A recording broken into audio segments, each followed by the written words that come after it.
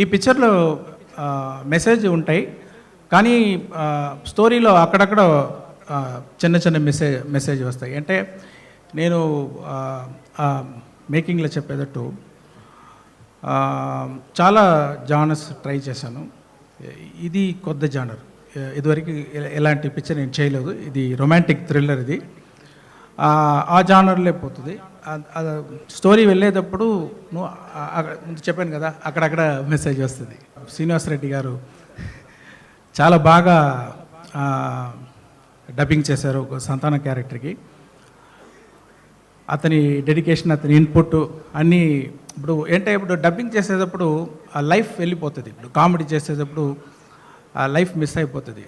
ఆ life miss అవ్వకూడదని చాలా ప్రయత్నం చేశాను నేను. అతను కూడా చాలా కోఆపరేట్ చేశారు. అతనికి నా థ్యాంక్స్.